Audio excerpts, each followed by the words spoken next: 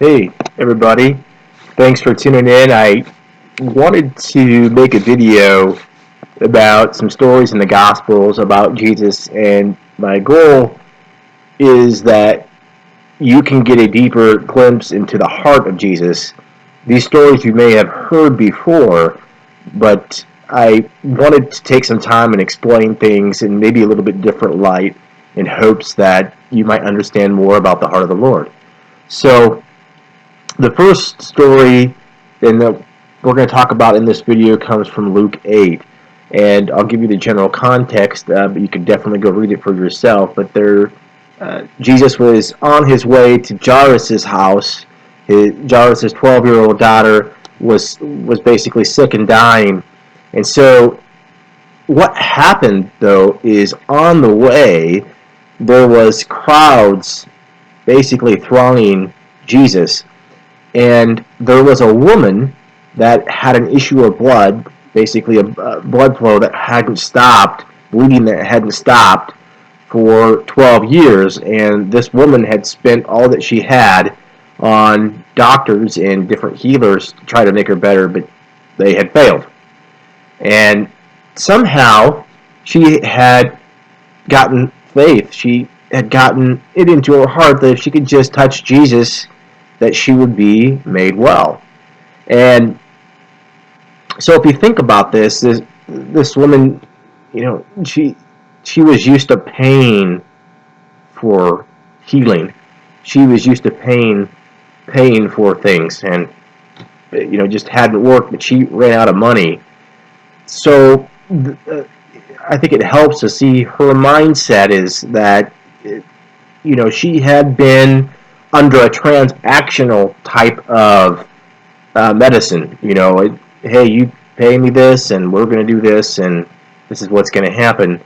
And she probably would have kept trying that, but she ran out of money. And so there was all these people thronging Jesus.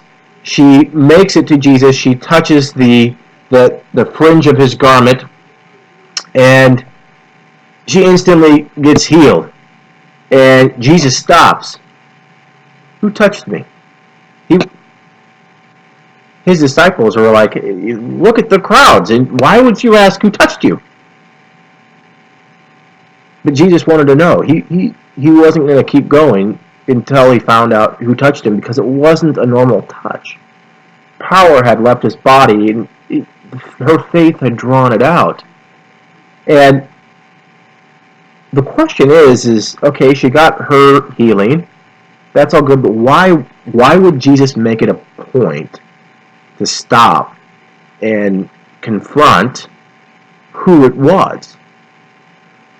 And I think that speaks to the heart of the Lord. So this isn't a great analogy, but this is just one I thought of that I think might help.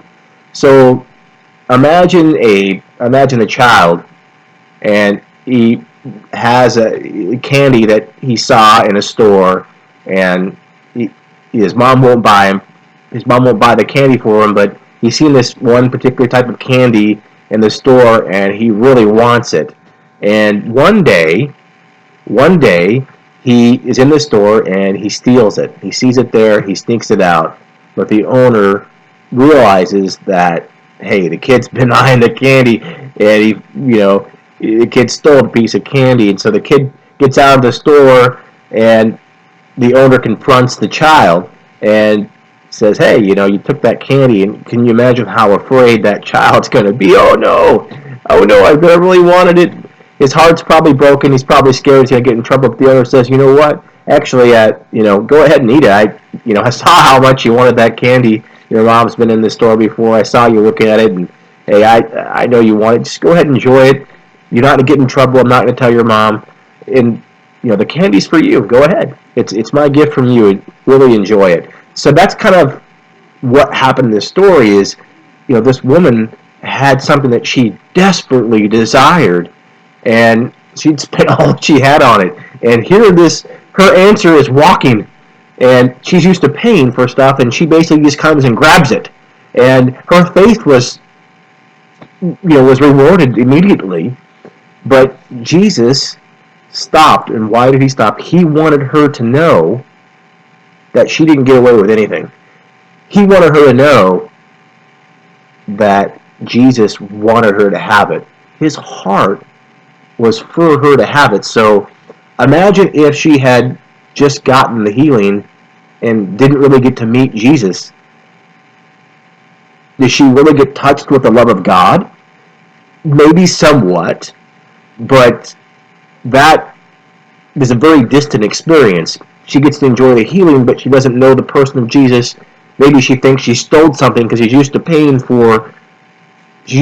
doctors. She's used to paying to get treated. Now she can't pay.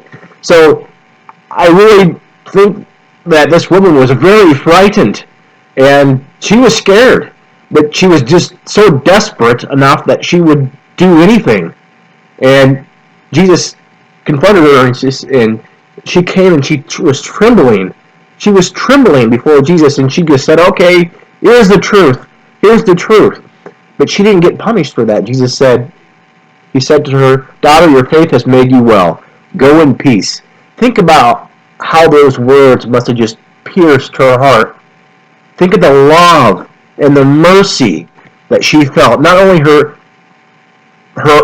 only has her body been healed, but she meets Jesus. She gets to look him in the eye, and Jesus basically rewards her. Instead of getting in trouble and shouting at her, demanding payment, Jesus said, "No, I wanted you to have that." And he said, "Your faith." So he gave her the credit. "Your faith has made you well."